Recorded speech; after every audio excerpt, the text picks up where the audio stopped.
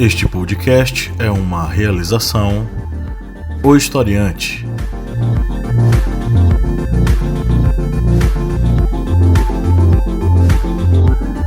Olá, historiantes! Bem-vindos mais uma vez ao seu podcast sobre as ciências humanas, é o podcast do Historiante. Toda semana aqui estamos reunidos para entender, refletir, analisar, problematizar várias coisas que estão acontecendo no Brasil e no mundo. Eu sou o professor Pablo Magalhães e aqui comigo nós temos o senhor Kleber Roberto. E aí, pessoal, beleza? O senhor Márcio Fabiano. Olá, minha gente, boa semana. E a senhorita Bia Siqueira. Olá, gente, quanto tempo? Estamos aqui mais uma vez para entender uma coisa necessária em nossa sociedade. Na verdade, necessária não, ela não é necessária, porém o debate sobre ela é algo necessário. Hoje nós vamos falar sobre a escravidão no mundo contemporâneo. Eu não sei se vocês viram, mas os comentários lá no Instagram foi uma coisa de louco, porque muita gente começou a falar várias coisas aleatórias e até aleatoricíssimas, tipo, o homem hoje é escravo do celular.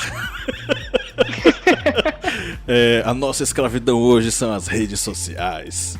Por aí vai. É tipo assim, digamos, o pessoal não foi agressivo, mas o pessoal... Foi engraçado. O pessoal viajou, o pessoal leu assim, opa, Eles escravidão levaram moderna para é um isso lado aqui. mais, como é que chama, gente? Mais lúdico.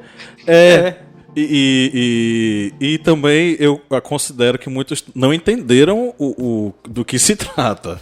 Mas vamos Que lá, a gente né? está falando de trabalho, de escravidão no sentido material, trabalhista. Isso mesmo. Bom, vamos ver se hoje a gente esclarece aí a galera, né? Deixa claro sobre o que nós vamos tratar. Mas antes vamos para os nossos rápidos recadinhos. Primeiro, se você curte nosso conteúdo e nos acompanha há um bom tempo, considere ser um apoiador do Historiante. Pois é, a partir de R$4 mensais você entra para o nosso grupo secreto com muitas vantagens, sorteios mensais de livros, minicursos exclusivos, conteúdo exclusivo postado no grupo secreto, além de descontos em nossos minicursos lá na plataforma online e muito mais. E você também ganha a possibilidade de participar aqui das nossas gravações dos podcasts.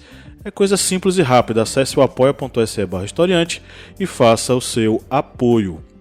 E a partir de R$10 a novidade é que os nossos apoiadores recebem um exemplar da nossa revista O Historiante, que depois de 10 milhões de anos ela voltou a ser publicada com muitos textos bacanas. Então, queiram, participem. E quem quiser comprar só a revista avulsa, está no site, ela custa R$ 7,90 e fica disponível em formato PDF para você ler onde você quiser, no computador, no celular e por aí vai. Conheça a família Historiante de podcasts. Além desse, você tem o Correspondente de Guerras, a voz que narra os principais conflitos ao redor do mundo, e o podcast das Arretadas, com olhares e perspectivas femininas e feministas sobre assuntos sociais em qualquer agregador de podcasts na internet. E aproveite também e baixe o nosso aplicativo móvel, o Historiante, lá na Play Store, voltado para a aprendizagem em ciências humanas. Então vai lá que nós temos cards de resumo, simulados, apostilas, aulas em áudio e muito mais para você estudar aonde você quiser. Conhecimento na palma da mão em ciências humanas. Esqueci algum recado? Acho que não. Gente, a parte exclusiva vocês vão ter o direito ao making off. Vocês vão ouvir o que a gente fala antes de gravar. Pois é, o famoso podcast secreto que nós já gravamos hoje. Inclusive você que está nos ouvindo e já é nosso apoiador, corre lá no grupo secreto, porque você vai ter lá um podcast com um debate sobre o Holocausto e sobre como algumas pessoas hoje precisam ter mais empatia com pessoas que sofreram ao longo da história. Bom, vamos aqui para nossa pauta. Eu vou ler uma matéria inicialmente para a gente começar os nossos debates. Ela foi publicada no UOL, na coluna do Leonardo Sakamoto. A matéria começa dizendo o seguinte: Brasil encontrou 1.054 escravizados em 2019. Minas Gerais segue à frente em vítimas. O governo federal encontrou 1.054 trabalhadores em situação análoga de escravidão em 2019 em 267 estabelecimentos fiscalizados após denúncias por parte de vítimas ou de investigações de auditores, procuradores e policiais. Desse total, 934 pessoas estavam em estabelecimentos rurais e 120 em urbanos, dos quais 46 estrangeiros. De 95 a 2019, 54.686 pessoas foram resgatadas dessas condições. Os dados são do Painel de Informações e Estatísticas da Inspeção do Trabalho no Brasil, da Secretaria de Inspeção do Trabalho, do Ministério da Economia. Ao todo, R$ 4.105.902 foram pagos em verbas rescisórias e direitos trabalhistas devidos. O valor não inclui indenizações obtidas através de acordos firmados pelo Ministério Público do Trabalho. No ano anterior, a quantidade de trabalhadores encontrados foi quase 40% superior, 1.745, mas o número de estabelecimentos menor, 249. Essa diferença foi causada por um flagrante de grandes proporções. Em 2018, 565 pessoas estavam sujeitas a condições análogas à de escravo por parte de uma seita religiosa em Minas Gerais, condenada pela empresa Nova Visão, que atua em fazendas e no comércio urbano.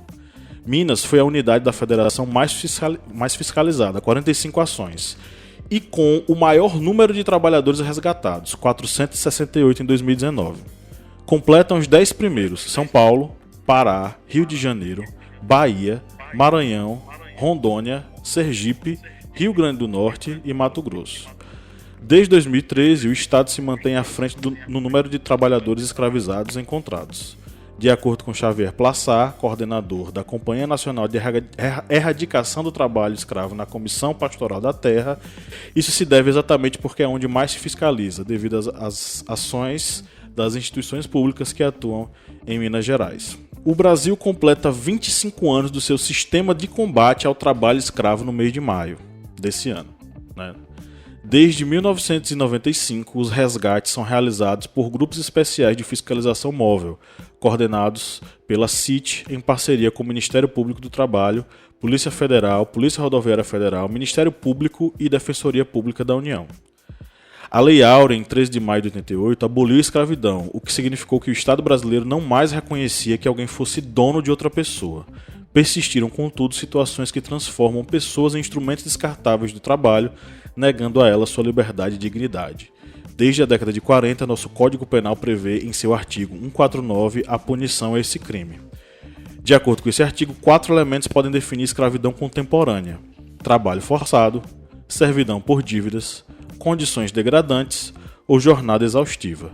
Se a condição de trabalho se enquadra em um desses 4 tipos, existe trabalho análogo à escravidão e ele deve ser combatido e perseguido pelos órgãos públicos. É ridículo que a gente ainda tenha que falar sobre escravidão em um país em que isso não existe, em um mundo contemporâneo em que esse tipo de ideia jamais poderia ser aceita. Porém, isso persiste principalmente por grandes corporações que, no final das contas, elas não aparecem nesses dados que eu acabei de falar. O Sakamoto falou de muitas empresas que foram encontradas, né? 200 e tantas empresas que foram investigadas. Mas tem aquelas que, de tão grandes que são e com tanta influência que têm, acabam não sendo analisadas, fiscalizadas e o trabalho escravo continua sendo praticado. Não é que o homem seja escravo do celular, minha gente. Não é que o homem seja escravo dos seus vícios nas redes sociais. Nós estamos falando aqui de escravidão física e material, quando o corpo humano ele é utilizado como um objeto de onde o lucro de onde se retira todo o lucro e onde sobra unicamente uma carcaça, um corpo, um pedaço de carne jogado no canto, né? Mas como diria William Shakespeare em Romeu e Julieta, nós não somos apenas um mero pedaço de carne, nós somos muito mais.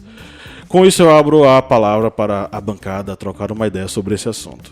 Minha gente, é louco você pensar que, tipo, estamos em 2020 e que isso ainda existe. Eu sei que existe, a gente, mesmo que seja subnotificado, porque né? A gente sabe que existe. Nas fazendas é muito evidente, porque é visível, né? Agora, isso também existe dentro da vida urbana. As lojas, inclusive lojas multinacionais e tal, ainda fazem os trabalhos semelhantes à escrava, análogo à escravo. E é louco, muitas delas responderam processo já, não, eu não vou citar nome. Será que eu devo citar nome? Mas, enfim. Muitas responderam já vários processos aí, a gente sempre vê notícia e tal. É louco. Eu acho que esse tipo de crime deveria ter uma pena maior. Só que no nosso contexto atual, a gente está dando uma abertura na legislação para que seja cada vez mais comum e menos fiscalizado e menos punido. Enfim, com o desmonte das leis trabalhistas, com o desmonte do Ministério do Trabalho, das investigações pela polícia, que está acontecendo, né? Horrores desde 2016, 2017. É bem preocupante. Eu imagino que esse número vai crescer bastante, infelizmente. Nessa notícia, um dos fatos que realmente há da pessoa pensar sobre essa quantidade de pessoas que são escravizadas no Brasil é que vemos o combate a esse tipo de crime ser fragilizado com muitas políticas do próprio políticas federais de Estado. Segundo a reportagem no site economia.uol.com.br, de 1.000 pessoas que foram cerca de 1.000 pessoas foram resgatadas de trabalho escravo em 2019. E esse número é menor que 2018, que foi 1.745. Ou seja, nós vemos uma redução na quantidade de pessoas que estavam em regime da escravidão que foram libertadas desse julgo. E nós vemos que ainda há um número muito grande de pessoas que acabam sendo escravizadas no Brasil. Segundo reportagens, muitas dessas pessoas que acabam sendo escravizadas são pessoas que têm uma baixíssima escolaridade, são pessoas que estão passando por dificuldades econômicas devido à falta de trabalho em zonas urbanas e acabam recebendo propostas de emprego em zonas rurais, em outras zonas urbanas mais afastadas, e acabam aceitando esse tipo de emprego. E ao chegar nesse local, logo eles são submetidos a ter que trabalhar em regimes de horários extenuantes. Muitas vezes são obrigados a comprar, entre aspas, o seu instrumento de trabalho, uma pá, um enxado, uma foice, só que de valores que são impossíveis de se pagar, assim como a alimentação. Nesses locais que escravizam pessoas, eles fazem mercearias e vendem 1 quilo de feijão a R$50, 1 quilo de arroz a R$100, e a pessoa vai ter que comprar aquilo para comer. E no final do mês, a pessoa acaba devendo muito mais do que está recebendo. E assim. E tem a moradia, né? Aquela ideia de que você vai trabalhar em troca de moradia e comida. Isso também é análogo à escravidão. E a pessoa acaba não tendo condições de pagar aquilo, e aquilo se torna uma bola de neve de dívida do escravizado com o escravizador. E isso acaba sendo tanto uma realidade em zonas rurais como em zonas urbanas, como lembrado por Bia. A escravidão não é algo apenas do meio rural, das áreas que estão isoladas. São também do meio urbano. Há locais que de vez em quando se estouram oficinas de costura, onde bolivianos, venezuelanos, colombianos acabam sendo presos literalmente, obrigados a costurar roupas durante períodos insanos, durante 12 horas, 16 horas, recebendo um mínimo, e esse mínimo não consegue cobrir a moradia, a alimentação, ou seja, essa pessoa acaba se tornando presa àquele trabalho devido a uma dívida gerada para conseguir comer ou viver sobre um teto. E isso, subsistência, né? E isso, infelizmente, é algo que está se tornando mais grave no Brasil devido a esses problemas econômicos que não são resolvidos, e devido a esses problemas econômicos que não são resolvidos, se cria uma massa de trabalhadores desempregados que aceitam qualquer proposta de qualquer local, e isso é, digamos, um gatilho para um escravizador conseguir a sua mão de obra. Kleber, deixa eu fazer uma pergunta. Oi. Manda. Vocês acham que, de fato, diminuiu o trabalho escravo nesse ano? Porque a notícia relata isso, né? Que do ano passado de 2018 para 2019, diminuiu. E eu penso que, na verdade, não foi o que diminuiu, não foi o trabalho escravo, mas o que diminuiu foi a fiscalização e o desempenho de conseguir encontrar essas pessoas que estão trabalhando de maneira precária, né? E aí eu penso isso, que, tipo, provavelmente não foi uma questão de ter diminuído, mas uma questão da gente não saber, porque está sendo mais ainda subnotificado, já que a gente não tem mais a fiscalização que deveria ter. Diminuiu. Logicamente, quando se diminui a fiscalização, isso abre as portas para aqueles poderosos que detêm dinheiro, detêm recursos para conseguir mão de obra em qualquer local, fazer essas propostas para pessoas de outras regiões, porque sabe que não vai ter uma fiscalização contra eles, porque é uma fiscalização que está sendo fragilizada devido à política muitas vezes federal, que acaba fragilizando os recursos de fiscalização e punição. Eu acho que essa questão do trabalho escravo, como disse o professor Pablo... Vá falando, o Cleber vai ajeitar. Vou começar de novo, porque houve aqui uma assistência técnica. Esses dois me enlouquecem, Bia. Eu ainda vou denunciá-los ao Ministério do Trabalho por causa desse microfone que eles insistem em me assediar com esse Denunciam microfone. a gente no nosso soviético. Eu vou denunciar, Soviético. querido. Você sabe que eu sou aristocrata, falido, mas aristocrata. Então, quando eu ouço ou leio algo sobre essa questão da escravidão moderna, né? Não pode nem colocar aspas nisso. Isso é tão horroroso. Enfim. Talvez o que Pablo tenha falado aí sobre, e você também, Bia, sobre se aumentou ou não, se diminuiu ou não, pode ter sido uma questão de diminuição das investidas do Estado, dos órgãos do Estado, dos órgãos responsáveis, né?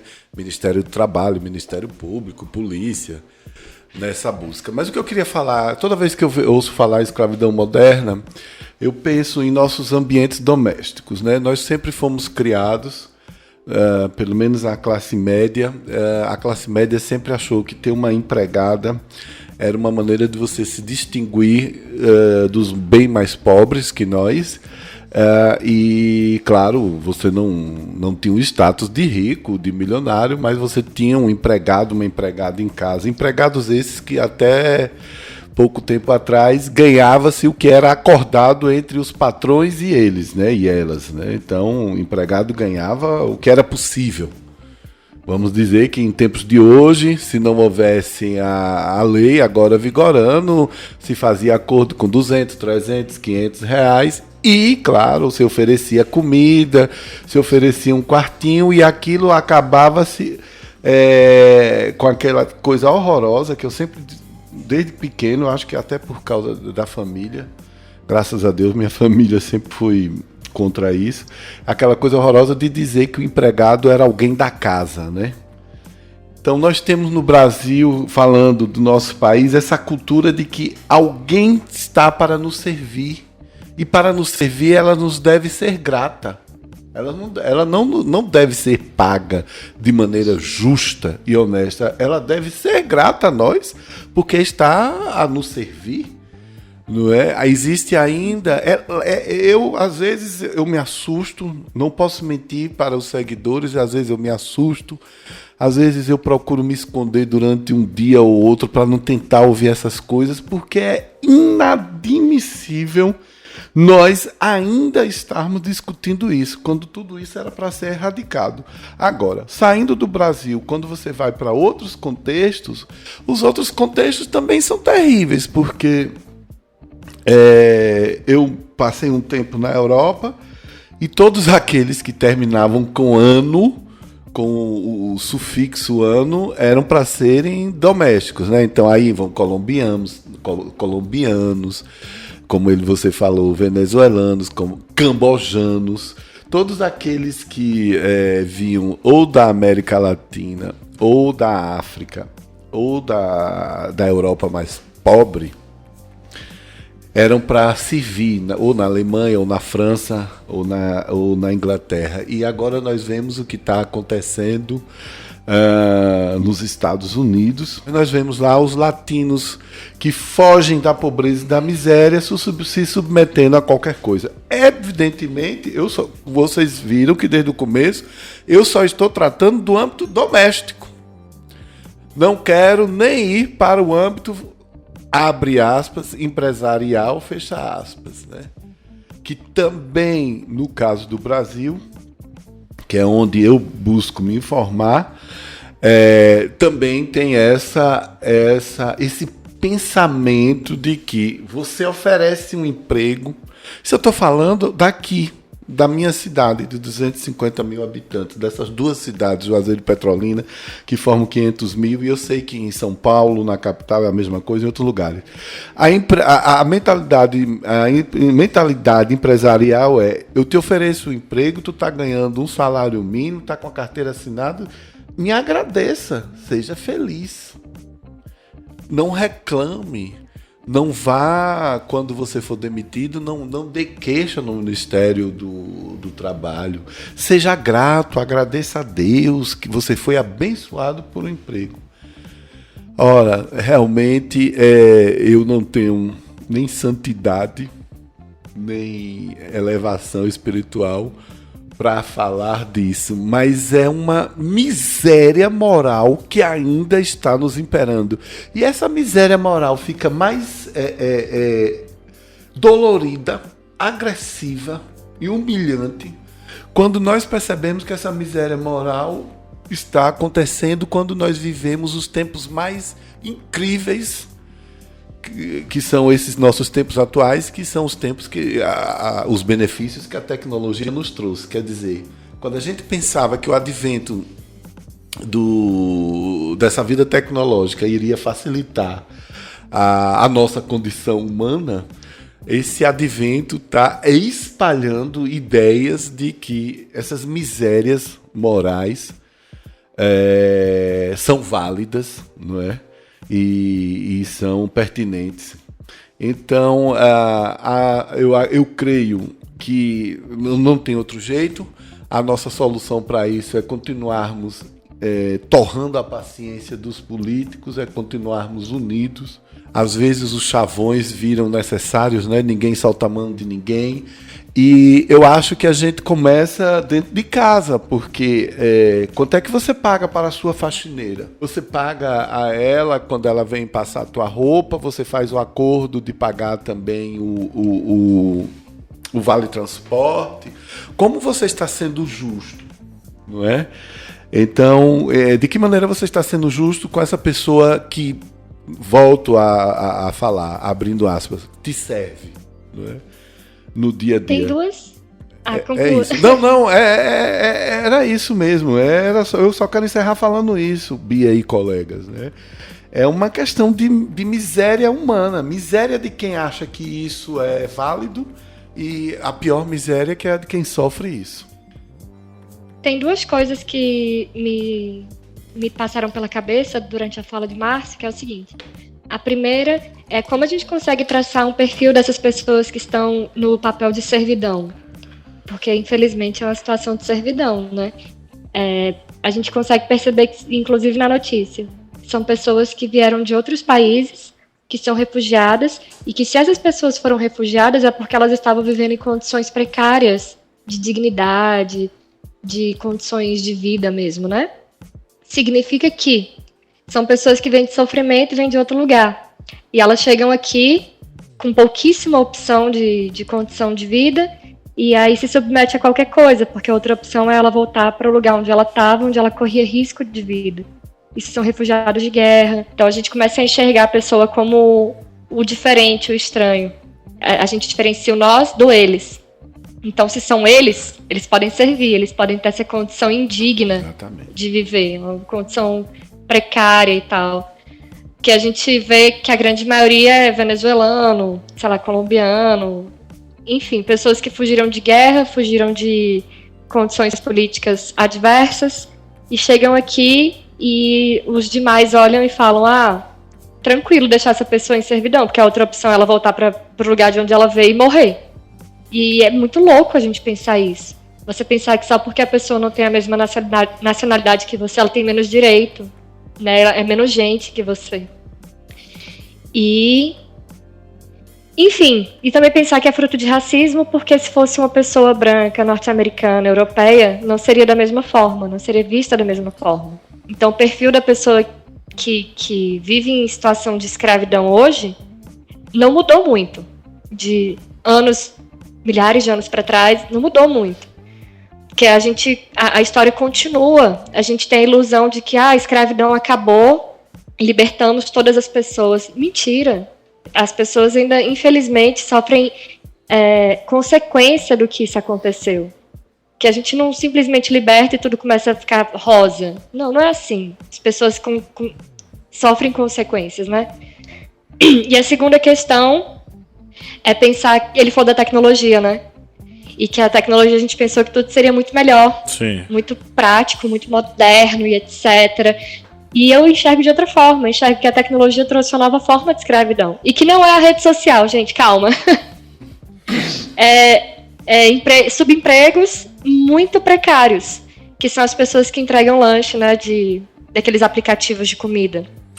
É tal da uberização, né?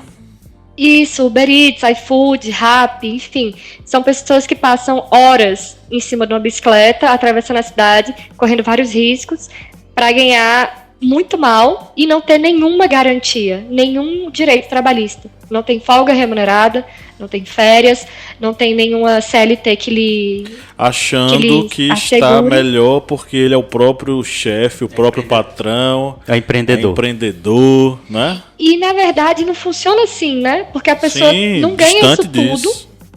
Se ele se acidentar, ele tá fudido, com perdão da palavra, mas se ele se acidentar, e aí? Ele é a fonte de renda dele.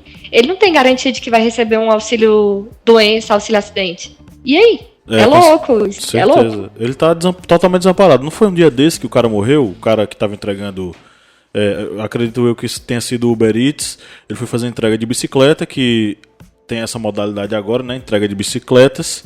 E depois de passar um dia fazendo várias e várias e várias entregas, um dia ele chegou lá para entregar e teve um infarto.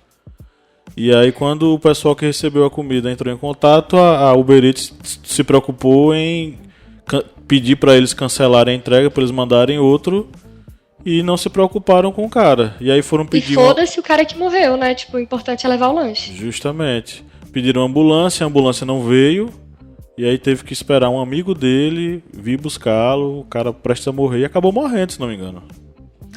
Outro dia aqui em Brasília eu vi um Rappi, cara né? com aquela bolsinha da Uber Eats, é tipo uma caixa, não sei se vocês já viram.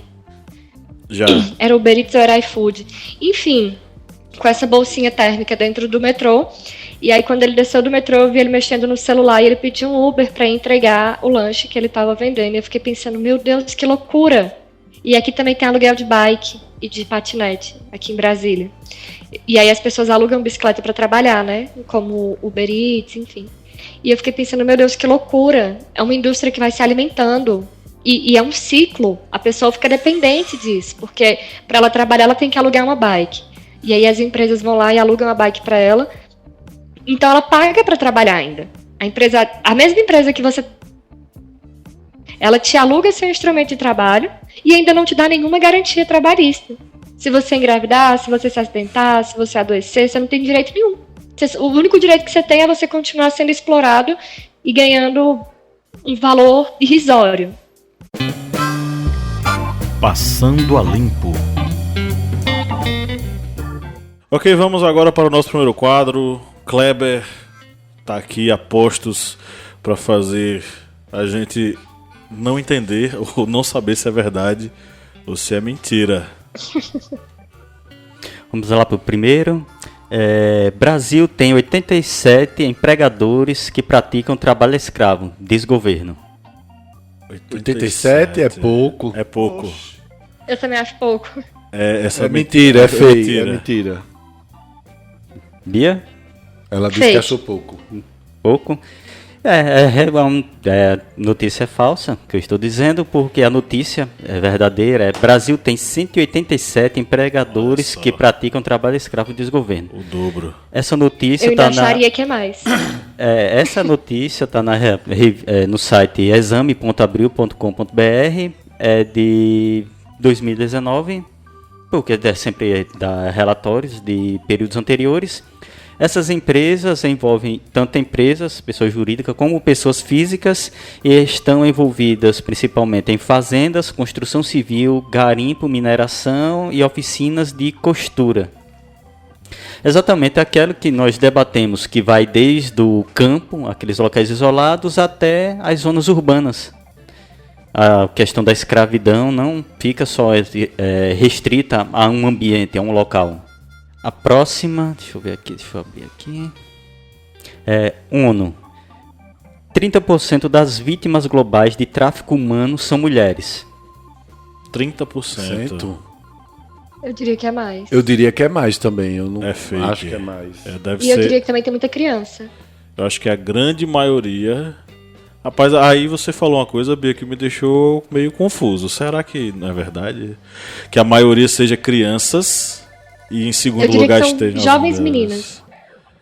Então, a notícia é verdadeira, Falsa. Eu diria falsa. Márcio. Essa daí é falsa. Pronto, todos responderam. O pessoal hoje foi bom, porque é falsa também. É porque as notícias tão loucas que a pessoa tenta, digamos, dar aquela maquiada, mas o mundo tá insano. A notícia tá no site exame.abril.com.br também. A notícia: ONU, 70% das vítimas globais de tráfico humano são mulheres. Segundo um relatório que analisa 24 mil casos em 142 países, a exploração sexual é o crime mais frequente da escravidão no século XX. Olha só. Aqui na reportagem. Escravidão sexual. Na reportagem, lá, entre aspas. O relatório global de tráfico humano de 2018, porque sempre se refere a períodos anteriores, né? Apresentado hoje em Viena, Áustria, analisa cerca de 24 mil casos documentados em 2016, em 142 países. A exploração sexual, 59%, continua sendo o crime mais frequente desta escravidão, entre aspas, do século XXI, seguido pelo trabalho forçado, 34%. Eu também trouxe aqui um outro dado, que está no livro Modern Slavery, que é um livro que traz documentos, relatórios sobre a escravidão moderna, na tradução desse livro. O escravizado para fins de trabalho braçal geram em torno de 3.978 dólares de lucro ao escravizador. Já o escravo para fins sexuais, o escravizado, no caso, para fins sexuais, gera em torno de 36 mil dólares de lucro para o escravizador. É exatamente aquela questão do mundo em que se volta muitas vezes para esse tipo de exploração sexual devido a essa lucrabilidade do escravizador sobre aquela pessoa, sobre aquele indivíduo. E por isso, nesse relatório, que dá 70% das mulheres como vítimas do tráfico humano, para esse fim, isso demonstra exatamente essa questão da falta de condições que muitas vezes essas mulheres elas vão com propostas de emprego.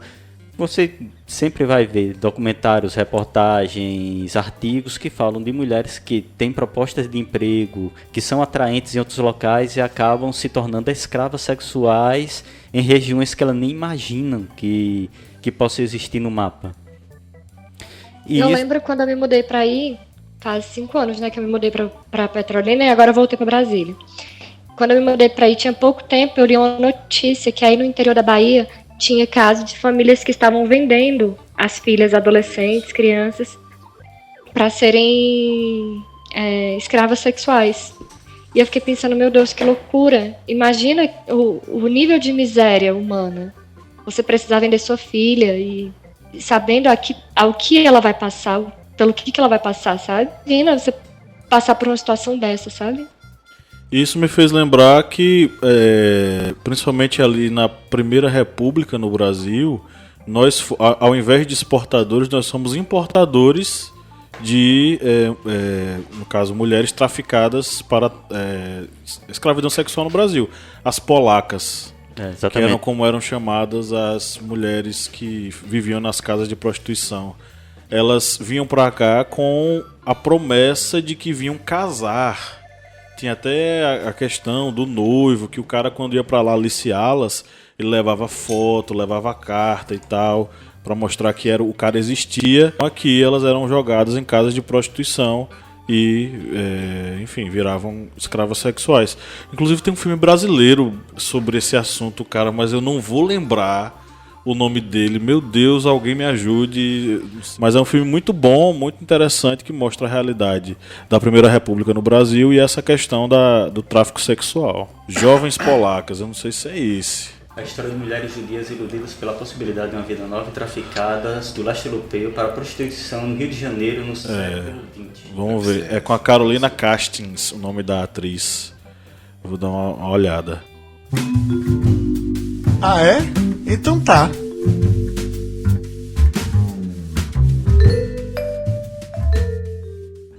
Vamos para as nossas interações com os nossos seguidores. Eu acho que eu achei um comentário aqui que eu quero falar, que eu quero usar. Mande brasa aí. É da Maria Luísa Souza. Maria Luísa _ Souza. Ela falou mais ou menos o que eu falei também. Ela falou: trabalho dentro da lógica flexível e o processo consequente de terceirização, quarteirização, quinteirização ou até mesmo a uberização.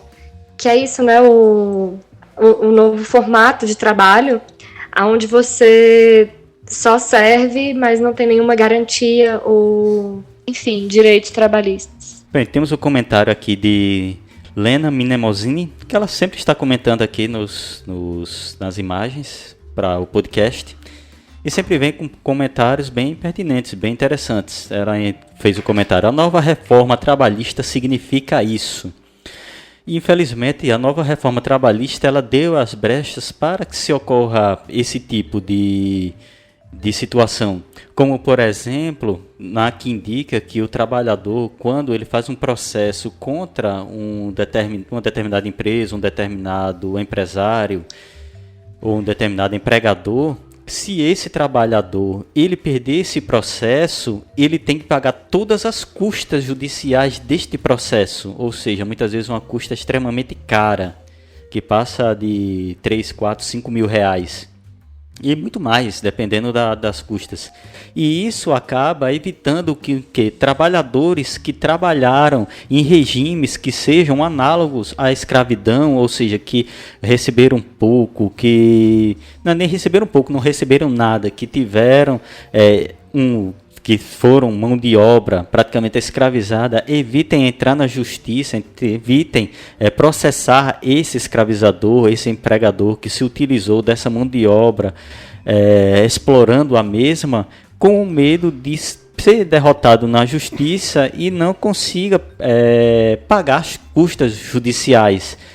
Isso eu acho que foi uma das partes da reforma, além de várias outras, que foi mais cruel com o trabalhador, porque evitou que o trabalhador ele tenha voz no meio do sistema jurídico, no âmbito do judiciário. Eu vou responder aqui Bom, é meio... Não é difícil, mas é diferente. É Mótica Gigica. Mótica Gigica, você é uma moça... Ela fala assim, abre aspas, empreendedorismo, fecha aspas, assim que estão chamando, né? Mótica, a você e a todos aqueles que falam aí do empreendedorismo, primeiro eu acho que a primeira coisa que nós temos que fazer aqui é deixar bem claro o que é empreendedorismo. E eu, professor Márcio, sou um defensor do empreendedorismo. Mas o empreender só vai ter sucesso quando você tem regras claras, quando você tem um ambiente de negócios justo, certo? E quando você possibilita ao empreendedor a chance dele lançar sua ideia, sua inovação, seu negócio diante não vou dizer ambiente, de um ambiente de trabalho, diante de um ambiente social muito mais justo, muito mais igual. Empreender sendo uma escolha, né? E empreender exatamente sendo uma escolha.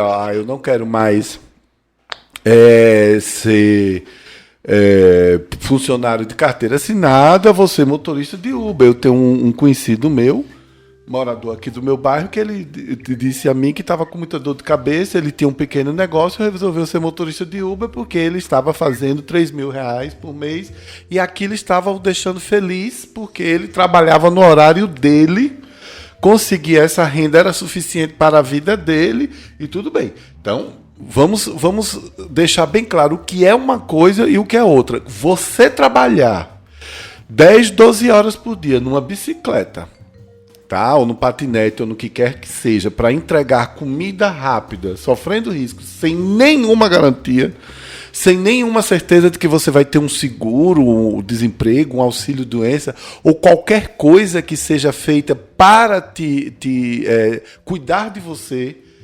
financeiramente quando você precisar, isso daí não é empreendedorismo, não. Isso daí é maldade, é outra coisa, é exploração, certo? Acho que a gente precisa deixar bem claro que empreender é uma coisa muito legal, super bacana, quando alguém monta seu negócio. Eu pessoalmente, eu participo de algumas reuniões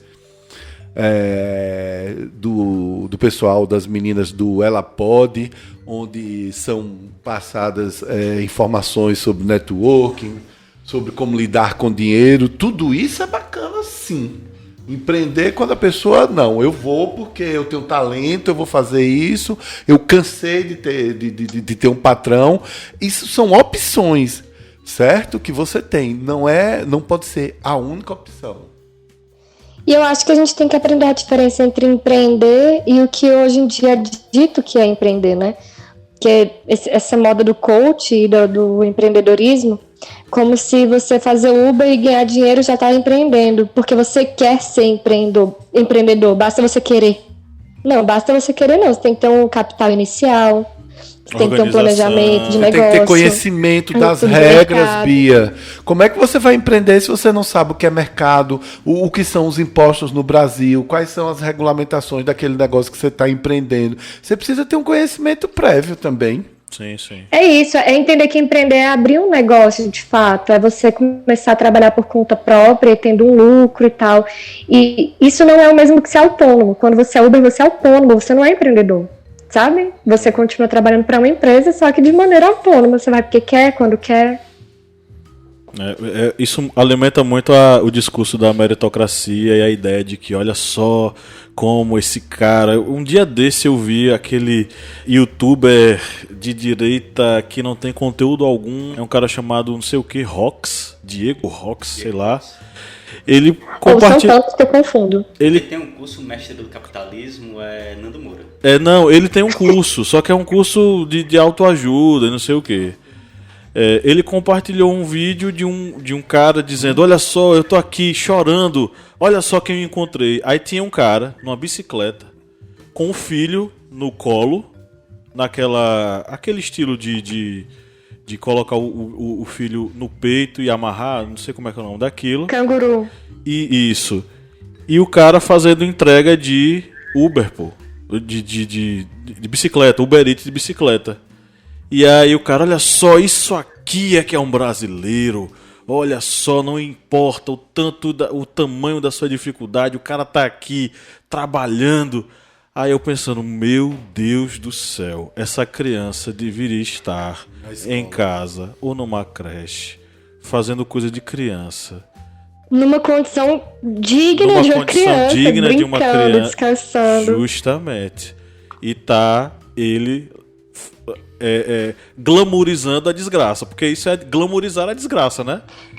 Então glamourizar a pobreza. Tipo, pelo amor de Deus, minha gente. O que vocês estão falando? Pois é, glamourizando a precariedade, glamourizando, enfim. É isso, empreender é você abrir um negócio, é você ter condição de capital inicial, é saber o mercado, é você fazer um estudo de mercado, ter um plano de negócio, isso é empreender. Agora você achar que porque você está acordando cedo, trabalhando, se esforçando, juntando dinheiro, Não, você é só uma pessoa normal. Você ainda não é empreendedor. Não existe espírito empreendedor. Qualquer um é empreendedor. Calma. Na desgraça, né? Enfim. Kleber tá querendo... Enfim, nós recebemos aqui a interação, né, Kleber, com seguidores nossos. Na verdade, com nossos apoiadores. Desculpa aí, nossos apoiadores. Nossos apoiadores, deixa registrado. Lá no grupo dos apoiadores. Abra aí, Kleber, pra gente dar uma olhada. Nossos apoiadores, eles têm certa vantagem nos comentários, porque eles são captados lá no nosso grupo secreto. Dessa vez, quem participou com a gente, como sempre, né? O nosso querido Flávio José. Um grande abraço aí pra você, Flávio, que tá nos ouvindo com certeza. E o nosso novo apoiador aí, o Kleber Vieira. Um abraço, seja bem-vindo ao nosso grupo. Você chegou, me encontrou tão amargo e vazio, acabou com a minha solidão. Seja bem-vindo, Kleber, porque é carnaval e eu tô cantando axé das antigas. E aí, vamos começar com o Flávio, Kleber. Mande brasa aí. O que foi que o Flávio falou? Bem, Flávio José comentou o seguinte: eu chamo atenção para duas coisas. Primeiro, há consenso da mídia em dizer quando há alto nível de desemprego que falta qualificação às pessoas. E não é bem assim. Há muita gente qualificada que está fora do mercado formal de trabalho. Não é à toa que as universidades privadas investem muito em propaganda. Numa economia estagnada como a nossa, que não há nenhuma política de bem-estar social, ter um diploma não será mais uma garantia de ter um trabalho formal. Segundo ponto. Sabemos que o avanço da tecnologia já é um fator preocupante para as relações de trabalho. Vivemos no sistema do quanto pior para muitos, melhor para poucos. Fato que faz o trabalhador aceitar ser uma peça que incentiva a escravidão moderna. E já existe uma concorrência dentro do que se chama uberização. Um exemplo, 2 pontos. Um familiar iniciou no Uber com 400 motoristas em sua cidade há pouco mais de 2 anos. Hoje passa de 3.000 motoristas. Sem projetos de ativação da economia e uma política de bem-estar social, será complicado. E é exatamente isso que nós vivemos atualmente. Tanto como a questão de que a qualificação dela não é garantia não é garantia de emprego, principalmente já que muitas vagas de emprego de pessoas que são qualificadas estão sendo substituídas por máquinas, ou então uma única pessoa é sobrecarregada para fazer diversas funções. Como você vai entrar em um site, por exemplo, de emprego, você vê que eles exigem que a pessoa seja formada em contabilidade, administração, tenha CNH, seja proativo. Ou seja, é uma pessoa que vai ter várias funções dentro daquela empresa. E isso faz com que, por exemplo, a empresa que exija que uma única pessoa tenha uma formação em administração e contabilidade, elimine automaticamente uma vaga a mais, ou em contabilidade ou em administração, porque já vai ter um funcionário que já vai fazer as duas funções. E a outra questão é exatamente essa da uberização, já que nessa expansão desses aplicativos, tanto de entrega como de carona, já tem até um novo aplicativo de carona que é o seguinte, de transporte, de locomoção, que é o seguinte: a pessoa escolhe o motorista e a pessoa diz quanto é que o motorista deve receber. E esse motorista ele pode fazer contrapropostas. Ou seja, o que vamos ter aí vai ser para viagens extremamente baratas, motoristas que vão receber ainda menos do que já recebem outros aplicativos. E vai ser, digamos, uma pessoa que vai ter que praticamente trabalhar 24 horas por dia. Vai ter apenas aquela pequena pausa para tirar um cochilo, outra pausa para vai cochilar no volante, né? E vai dormir no volante. Eu pensei que você ia dizer que no aplicativo dava para escolher a orientação política do motorista. Não. Infelizmente não dá. Já Seria tentei. bacana, né? Ou seja, isso aí vai... E sem tirar que esses aplicativos de comida, de entrega, eles não pagam bem não para os entregadores. É tanto que se você vê esses entregadores, de comida, de aplicativos, eles sempre estão ali voando e muitas vezes levam uma queda, ralam o joelho, machucam a perna, machucam o braço. Logo eles já estão em pé e correndo porque tem que fazer muitas entregas para tirar uma renda pelo menos mínima no final de um mês. Bia tem acesso aí ao grupo secreto? Pera ainda. Eu queria que você lesse a do Kleber. A do Kleber? Kleber Vieira. Ele falaria sobre trabalhos em condições desumanas, análogas à escravidão, onde o indivíduo se dedica exaustivamente ao trabalho todos os dias com longas jornadas, sem segurança e assistência nenhuma, seja nas plantações, nas indústrias têxteis ou então no trabalho precarizado dos entregadores de comida dos aplicativos de delivery. Não deixaria de descrever também sobre o perfil das pessoas submetidas, humildes, imigrantes, analfabetas ou com baixa escolaridade. Todas vivendo em condições extremas, afastadas, à margem da sociedade. Concluiria que pouca coisa afinal mudou desde o fim do século XIX. É basicamente o que eu estava falando agora há pouco, né? Sim. Que eu falei que o perfil da pessoa que vive em condição de servidão meio que continua o mesmo. A gente mudou pouca coisa, como ele falou. Eu queria aproveitar que você leu isso só para mandar.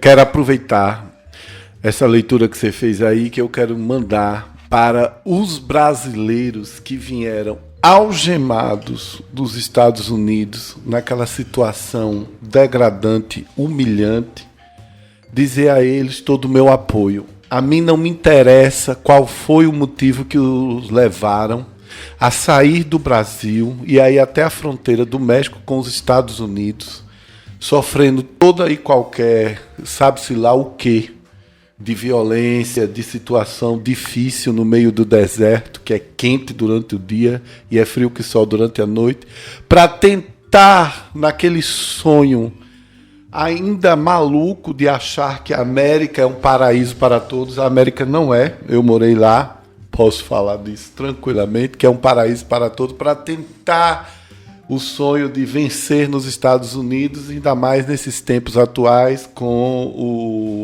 o governo do presidente Trump. Nós fomos humilhados como nação, jamais deveriam ter sido algemados, eles não são bandidos.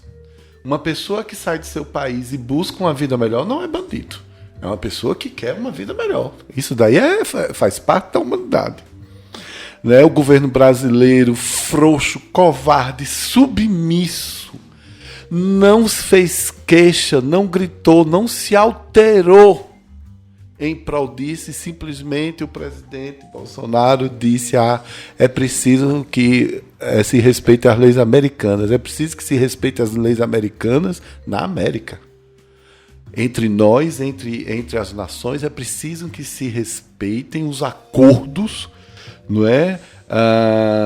Entre as nações, de respeito à integridade humana. Eu vou lhe dizer, eu sei que a gente está cada vez se chateando, ficando chocado, mas eu fiquei tão contrariado, como se diz aqui no Nordeste. Aquilo me deu tanta tristeza de ver aquele pessoal voltando, entendeu? Não sei se é porque eu fui e voltei como um cidadão tranquilo. Com dignidade, não é? Eu já viajei com gente algemada umas 2 ou 3 vezes, não imigrantes, não nessa situação, não. Eram bandidos mesmo, viajei com policiais federais. Já é uma situação constrangedora, né? A pessoa entra, eles entram primeiro, eu vim saber isso depois, e saem por último, e ficam lá atrás do avião. A gente percebe quando vai no banheiro que eles estão algemados. Enfim, não é uma situação. E assim, gente, não fale, não comente aquilo que você não sabe. Você dizer, bem feito, para que é que eles foram, isso é aquilo. Como é que você diz de uma coisa que você não sabe? Como é que você diz? É uma mulher, uma menina, é uma mãe, é um cara. Foi teu irmão, foi teu amigo. A chance dele ter uma conexão com você, no seu bairro, na sua cidade, são grandes. Não é? Pode ser até que algum deles tenha uma conexão comigo. É como o Pablo e Kleber disseram, que falta de empatia absurda é essa no mundo, entendeu? Olha, me entristeceu muitíssimo. Aquilo me deixou... Eu só vi uma matéria, quando eu vi as imagens, eu disse, não quero mais ver isso, não. Mas, assim, o nosso grande abraço, vocês são brasileiros, vocês são dignos, e, assim, a gente acredita em vocês. O historiante acredita nesse povo massa do Brasil. Rapidão, gente. Essa fala de Márcia, eu pensei o seguinte: a gente pode um dia falar sobre os novos campos de concentração, né, aqui no podcast. Sim, sim. Me lembrou Claro. a situação que está acontecendo nos Estados Disfarçados de prisões. E onde eles estiveram, Bia, se você for pesquisar na matéria, entendeu? Não é um campo de concentração porque não tem, vamos dizer assim, aqueles equipamentos de tortura e de matança, né? Mas são lugares desconfortáveis, a higiene é precária, eles não estão nem aí para as crianças e por aí vai. Então, a gente chama de campos de concentração na sociologia porque são campos que a gente isola pessoas que são indesejadas, que a gente não tem onde colocar. E aí, infelizmente, já está análogo a isso, porque já tem criança morrendo lá, tem casos de assédio sexual, não sei se vocês viram. Pessoas morrem lá, é uma situação horrível, horrível. Eu acredito que isso caiba muito bem numa minipédia, ó. Vamos pensar pra gente fazer? Vamos. Porque a origem de campos de concentração, se lembrarmos, no Brasil já teve campos de concentração décadas antes dos campos de concentração da Alemanha nazista, que foram no Ceará. Mas enfim, isso aí fica um tema para uma futura minipédia. Minipédia, vamos pensar, viu? A Bia jogou aí no ventilador. Perdão. Vamos pensar sim. Nesse dia que estamos gravando o podcast, que é o dia 28 de janeiro, é o Dia Nacional de Combate ao Trabalho Escravo. Olha a coincidência. E essa data foi criada em 2009 para homenagear Erastótenes de Almeida Gonçalves, João Batista Soares Lage e Nelson José da Silva, e o motorista Ailton Pereira de Oliveira. Esses três primeiros eram auditores do Ministério do Trabalho. Eles foram assassinados no dia 28 de janeiro de 2004 durante inspeção para apurar denúncias de trabalho escravo em fazendas da região de Unai, Minas Gerais. Episódio que ficou conhecido como Chacina de Unai. Parece uma coincidência, né? No dia que nós vamos gravar esse podcast sobre a escravidão moderna, é o Dia Nacional de Combate ao Trabalho Escravo. Era bom a gente fazer uma postagem, ó. Você falou agora, ligou aqui o alerta. Ok, eu queria agradecer a todos vocês que contribuíram conosco. Um abraço especial aos nossos apoiadores Flávio e Kleber, né, pelas suas contribuições fantásticas, e todos os seguidores que contribuíram também, fizeram seus comentários.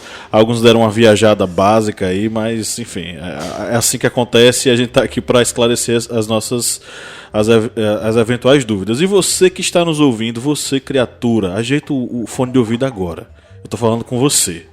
Você quer contribuir com a gente? Você quer mandar sua pergunta? Acesse o Historiante no Facebook, no Instagram ou no Twitter.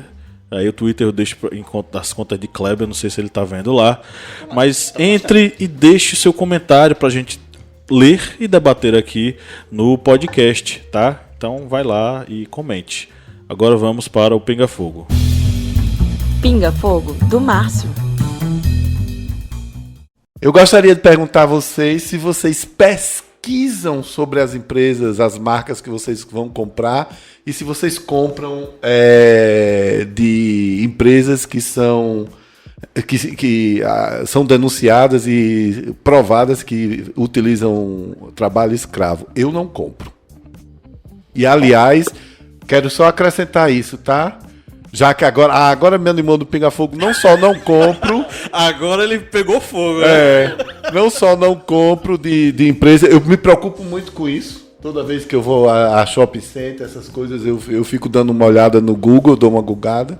Como também não compro de empresas que são denunciadas por não pagar os impostos tá? Alô, seu velhinho, não adianta, eu não vou comprar meus lençóis aí na sua loja com aquela ridícula Estátua da Liberdade, como eu não compro também em marcas que ofendem a comunidade LGBT. Pronto, falei. Vocês compram? Eu vou ser cancelada agora. É agora. Porque eu pesquiso, eu tenho plena consciência, eu poderia listar para você quais são as empresas que eu tenho birra, porque apoiaram candidatos misóginos, machistas, homofóbicos, ou que foram já denunciadas e responderam processo por escravidão, foram condenadas, ou que faz uso de tecnologia indígena de maneira ilegal, que eu não vou citar nomes, mas existe, uma de cosméticos. E tem também a dos animais, enfim, eu tenho muita consciência das empresas que são problemáticas. E ocasionalmente eu consumo. Eu não consigo evitar. Inclusive os fast food é muito difícil. Eu sei que são condenadas e tô lá consumindo essa porra. Na verdade, fast food é um mal desgraçado que todo mundo acaba caindo. Mas eu vou dar uma dica pra Algumas de vocês, roupa viu? também eu acabo caindo. Ô, Bia, vou dar uma dica pra vocês. Eu não consumo esses grandes fast food, não. Eu consumo os fast food locais. Que aí eu tô vendo o cara, eu tô vendo que ele tá empregando, eu tô vendo se o rapazinho que tá me entregando tá feliz. E o que eu consumo aqui em Juazeiro, os entregadores, toda vez que vão lá em casa, conversam comigo, é um barato. Eu digo, esse cara tá feliz. Ou uma dica legal pra você consumir roupa que é dessas lojas que talvez seja meio duvidosa ou não, é você consumir de brechó. Porque aí você não tá incentivando diretamente. Exatamente. Eu mesmo também sigo a mesma opinião de Márcio. Tanto eu não compro de lojas que têm acusações de trabalho escravo, tem uma determinada rede de confecções de roupa, de vestuário, que tem acusações de trabalho análogo à escravidão, que eu já deixei de comprar com eles. E também a essa outra loja de departamentos que deve aí milhões em impostos. Só é a pessoa pesquisar no próprio site do Poder Judiciário, que vai encontrar os processos lá de dívidas, de ações. Eu também não compro com eles, assim como outras marcas que têm alguma irregularidade, que já foram acusadas de trabalho escravo, de precarização do trabalho. Eu já deixei de comprar de diversos locais. Aí com certeza vai ter ouvintes que vão dizer, então vocês vão viver de fotossíntese, de mato e luz e água. Não é assim. Existem centenas de empresas que trabalham corretamente, que dão apoio ao trabalhador, que não precarizam seu trabalho, que não explora a mão de obra. E essas devem ser privilegiadas, porque dentro desse mercado temos até um vídeo no YouTube, que é o vídeo Quem Lacra, Lucra, que fala exatamente isso. Várias marcas que defendem o meio ambiente, que fazem o marketing em cima da defesa do meio ambiente, da defesa do social, da igualdade social, e são muitas vezes acusadas, são empresas lacradoras, quem não lacra lucra, mas essas empresas dentro do mercado são as que têm maiores lucrabilidades. E isso tem reflexos exatamente por serem empresas que tanto defendem o social como também o meio ambiente. E dessa forma, são empresas que são bem vistas pela sociedade. Eu também ando me policiando. Eu poderia me policiar ainda mais. Mas tem duas empresas que eu não compro de jeito nenhum. É uma empresa de confecções e é a empresa do velho, né? Então não compro de jeito nenhum. Se alguém disser, mas eu vou fazer uma lista de casamento, vou botar na loja, eu digo, pois isso vai ficar sem meu presente, porque eu não vou lá comprar. Dentre outras coisas, um dia desses me ligaram dessa loja querendo falar com minha mãe, né? Não, é que a senhora deixou esse telefone aqui como contato. Eu gostaria de dizer que ela está com promoção aqui na loja. Eu disse, minha senhora, eu não vou passar a informação para ela e eu espero que vocês se lasquem esse mês nas suas vendas. Eu falei bem assim para ela. Mas, no geral, agora tem uma coisa que eu estou me policiando muito, em relação a empresas que produzem coisas de plástico, Eu já não tô, eu tô tentando fugir desse consumo. E especificamente do canudo, porque eu estive no projeto Muito bem, Tamar. arrasou. Eu estive no projeto Tamar e o pessoal foi explicar os problemas. Eles mostraram fotos de uma tartaruga que estava com um canudo enfiado no nariz. E aquilo ali me destruiu completamente. Então, desse dia em diante, eu parei de usar canudo de plástico. Eu ando com um canudo mesmo, meu, reutilizável. E quando não tem ele, a gente tava na praia um dia desse, pediram um coco, eu tirei o canudo, disse, meu filho, guarde isso aqui. Aí ele voltou com o canudo e eu bebi a água diretamente do coco. Foi isso que eu fiz. Bem mais sensual. Vamos para as Eu nossas... estava lendo uma matéria que diz que Oi. o cigarro polui mais que o canudo, que os canudos de plástico. Menina, eu fiquei muito preocupada porque eu sou fumante. Eu falei, putz, como é que eu vou fazer o meu papel social aqui agora? Mas hoje em Parar dia de não fumar. não tem aqueles cigarros que são... É só o coisa, né? Como é que é? Tem Que cigarro eletrônico, né? É, mas é um cigarro que você coloca a essência lá, nicotina, não sei o que, tal, não sei o que, aí você fuma e é um negócio reutilizável. É, o cigarro eletrônico. Mas eu acho horrível. Não gosto. É, então, aí já não sei, né? Ainda bem que eu não fumo, Tem não sei gosto, o tem que. sabor, eu detesto. Larga o fumo, Bia. Pelo amor de Não Deus, é, fumar gente, não faz tem vergonha lá mal. do cigarro. Pare com a nicotina. Nicotina faz mal. Tem uma youtuber, chama Sabrina Fernandes. Ela Adoro é ecossocialista, ela. E ela fala sobre tanta coisa bacana, assim, do ponto de vista do engajamento não político, não apenas do ponto de vista social, mas ecológico, biológico. Eu acho muito interessante esse discurso, né? Enfim. Dicas culturais.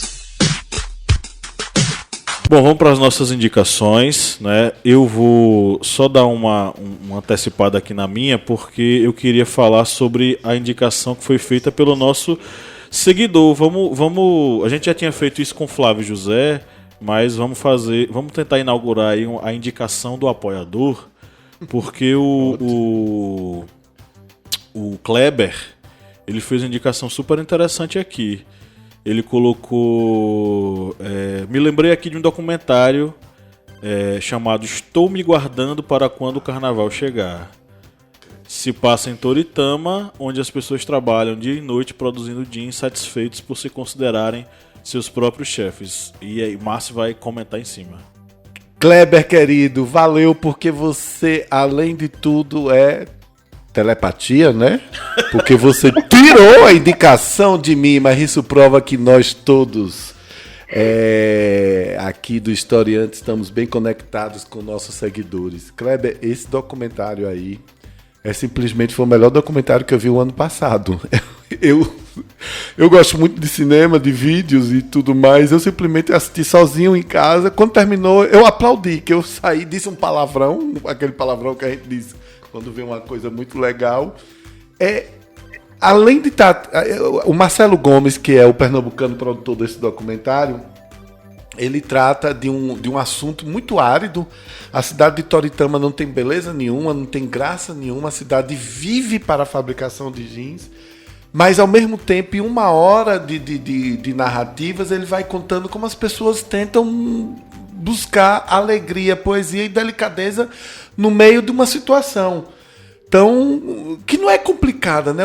Eles estão ganhando dinheiro, para eles, inclusive, tem muita lógica, né? Vamos trabalhar mais, quanto mais a gente trabalhar, mais grana a gente tem. Eles alimentam uma indústria incrível, imensa de confecções, né?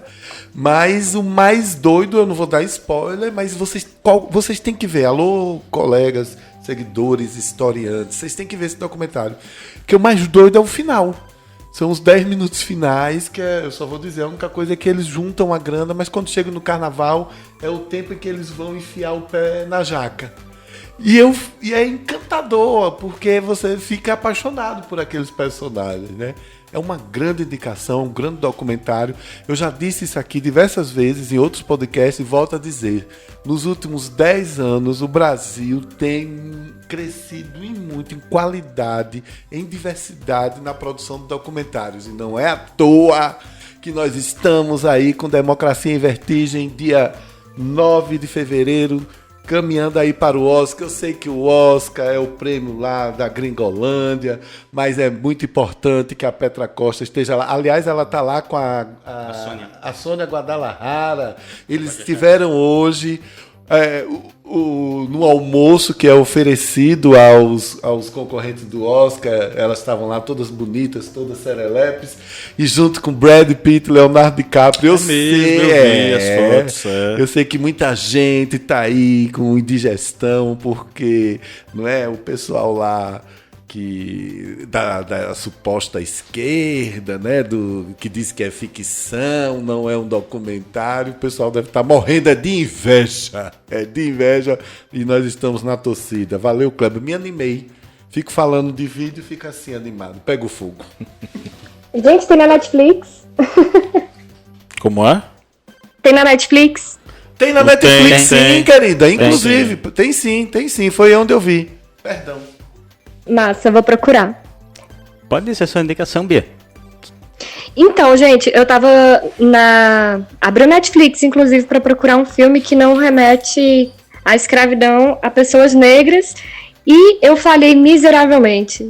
Eu vou indicar Histórias Cruzadas, alguém que já assistiu? Já. Nossa, excelente. Fantástico. É muito bom, e retrata um pouco sobre isso, sobre essa questão de ser servo, de servir a alguém, enfim, e pensar sobre condições de trabalhos.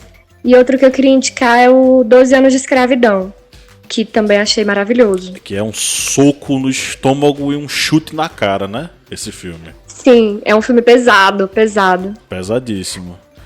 Queria fugir dessa questão racial um pouco, mas eu falhei. Eu iria dizer Que Horas Ela Volta, né? Que é um filme importantíssimo, né? Que fala um pouco sobre essa questão da relação com as empregadas domésticas e nessa nova caminhada para o vestibular que foi construída ao longo dos governos democráticos no FHC, Lula, Dilma, com maior acesso às classes menos favorecidas, e esse choque da filha da empregada na universidade e o filho da patroa sem ter passado na universidade.